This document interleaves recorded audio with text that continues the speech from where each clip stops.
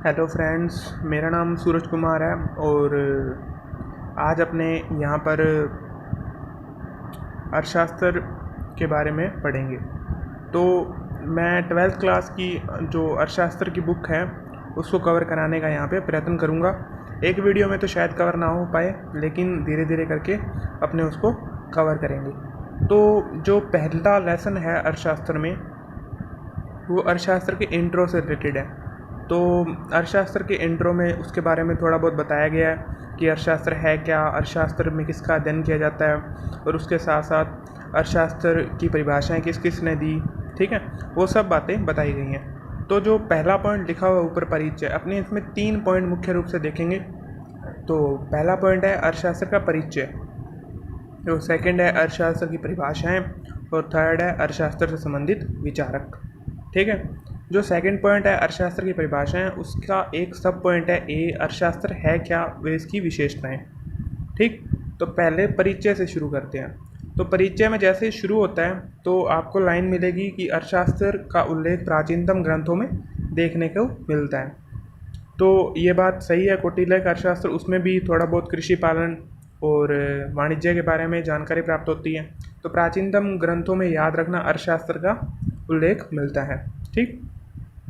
उसके बाद एक पंक्ति मिलेगी आपको, कृषि पालन वाणिज्यम च वार्ता, ठीक। उसमें क्या है कि क्वेश्चन पूछ सकता है पेपर में कि वार्ता शब्द का प्रयोग यहाँ पर किस लिए किया गया है। तो याद रखना वार्ता शब्द का प्रयोग जो किया गया है वो आर्थिक क्रियाओं के लिए किया गया है। और अब यहाँ से एक और क्वेश्चन बन गया कि आर्थिक क्रियाएं किसे कहते हैं। तो वे क्रियाएं जो धन कमाने के लिए की जाती हैं उन्हें आर्थिक क्रियाएं कहते हैं, ठीक। तो यहाँ से ये 2 अपने क्वेश्चन इंपॉर्टेंट कवर हो गए। देखो इस लेसन से जो क्वेश्चन आएगा वो मुख्यतः 1 या 2 नंबर का आएगा, ज़्यादा बड़ा क्वेश्चन शायद ही इसमें देखने को मिले। तो अपने 1-2 नंबर के अकॉर्डिंग ही इस लेसन को तैयार करेंगे। तो ये तो था वाणिज्य वार्ता में वार्ता शब्द का प्रयोग किस लिए किया गया, आर्थिक क्रियाओं के लिए। उसके बाद है सेकंड पॉइंट, परिभाषाएं। तो अर्थशास्त्र की परिभाषाएं मुख्यतः 5 प्रकार की हैं। कितने प्रकार की? 5 प्रकार की। तो अपने यहाँ पे 5 प्रकारों को देखेंगे। अर्थशास्त्र की जो पहली परिभाषा है वो है धन प्रदान। क्या है? धन प्रदान। सेकंड परिभाषा है कल्याण प्रदान, और जो थर्ड जो परिभाषा है वो है सीमितता प्रदान, और फोर्थ है विकास प्रदान, और फिफ्थ है आवश्यकता विहीनता की स्थिति। जो धन प्रदान है अर्थशास्त्र की परिभाषा वो दी है एडम स्मिथ ने। एडम स्मिथ ने बताया अर्थशास्त्र को धन का अध्ययन, ठीक। एडम स्मिथ का अर्थशास्त्र में बहुत ही इम्पोर्टेंट रोल है। इन्हें अर्थशास्त्र का जनक भी कहा जाता है। याद रखना, एडम स्मिथ को अर्थशास्त्र का जनक कहा जाता है। पेपर में ये क्वेश्चन पूछा जाता है कि अर्थशास्त्र का जनक किसे कहा जाता है, तो एडम स्मिथ को अर्थशास्त्र का जनक कहा जाता है। ये रिपीटेड क्वेश्चन है, लगभग हर साल पूछा जाता है। आगे देखें कि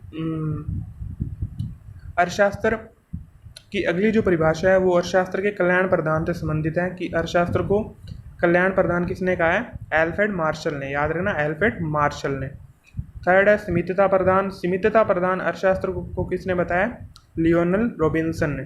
और फोर्थ है विकास प्रदान। विकास प्रदान बताया पोले सैमुअल्सन ने। याद रखना, पोले सैमुअल्सन ने। और फिफ्थ है आवश्यकता विहीनता की स्थिति। ये बताया प्रोफेसर जे के मेहता ने। याद रखना, प्रोफेसर जे के मेहता ने। अब जो सब पॉइंट अपने देखा था, ए अर्थशास्त्र है क्या, वे इसकी विशेषताएं, उसमें अपने देखेंगे कि अर्थशास्त्र वास्तव में है क्या। तो देखो, कोई भी देश होता है उसके पास साधन होते हैं, तो कई बार देशों में साधनों की सीमितता की समस्या उत्पन्न हो जाती है, ठीक है। बाद में चुनाव की समस्या उत्पन्न होती है, ठीक।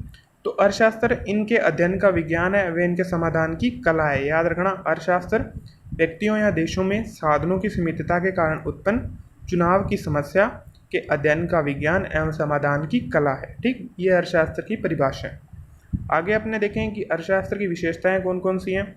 तो अर्थशास्त्र की विशेषताएं होती तो बहुत हैं, लेकिन अपने यहाँ पे मुख्यतः मैंने आपको पहले कह दिया था कि अपने यहाँ पे इस लेसन को 1 या 2 नंबर के अकॉर्डिंग तैयार करेंगे, ताकि पेपर में क्वेश्चन आने पर अपने उसका सही ढंग से जवाब दे पाएँ, सटीक उत्तर अपने उसका दे पाएँ। तो पहला है विशेषताएं। विशेषताओं में पहली विशेषता है अर्थशास्त्र सामाजिक विज्ञान की शाखा है। याद रखना, अर्थशास्त्र सामाजिक विज्ञान की एक शाखा है। थर्ड है आर्थिक पक्ष का अध्ययन। अर्थशास्त्र व्यक्तियों या देशों के आर्थिक पक्ष का अध्ययन है। याद रखना, व्यक्तियों या देशों के आर्थिक पक्ष का अध्ययन है। अब आगे एक बहुत ही इम्पोर्टेंट जो बात आती है वो ये है कि आपको एक पुस्तक का नाम मिलेगा फर्स्ट पेज पे ही, जिसका उल्लेख मैंने ऊपर नहीं किया है, मैंने यहाँ पे अलग से इसको उल्लेखित किया है। An inquiry into the nature and causes of the wealth of nation. ठीक, ये पुस्तक थी एडम स्मिथ ने लिखी थी, याद रखना एडम स्मिथ ने लिखी थी सन 1776 में। सन 1776 में प्रकाशित हुई थी ये पुस्तक। तो ये क्वेश्चन बहुत ही इम्पोर्टेंट है, इस पुस्तक के नाम को आप याद कर लेना और कब प्रकाशित हुई थी वो भी आप देख लेना। ये क्वेश्चन पूछा जा सकता है, इसकी आने की संभावना और भी ज़्यादा है। जो ऊपर अपनों ने पढ़ा है अर्थशास्त्र है क्या और अर्थशास्त्र की विशेषताएं, वो क्वेश्चन भी आने की संभावना है।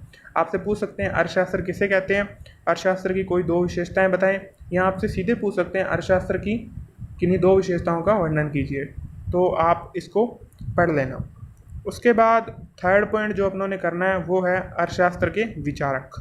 अर्थशास्त्र के विचारक, तो अर्थशास्त्र के विचारक हैं तो बहुत, लेकिन अपने 1-2 नंबर के अकॉर्डिंग अगर अपने तैयार करें तो अर्थशास्त्र के विचारकों में जो इम्पोर्टेंट या फिर जो पेपर में आप लिख सकते हो वो ये हैं दादा भाई Naoroji, M.N. Roy, Ram Manohar Lohia, Amartya Sen, professor J.K. Mehta.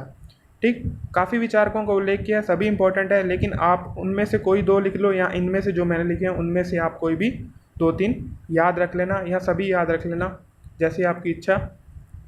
लेकिन पेपर में क्वेश्चन ऐसे पूछ सकते हैं किन्हीं 2 आर्थिक विचारकों के नाम लिखिए, तो आपको किन्हीं 2 के बारे में तो कन्फर्मली पता होना चाहिए। याद रखना, किन्हीं 2 के बारे में तो कन्फर्मली पता होना चाहिए।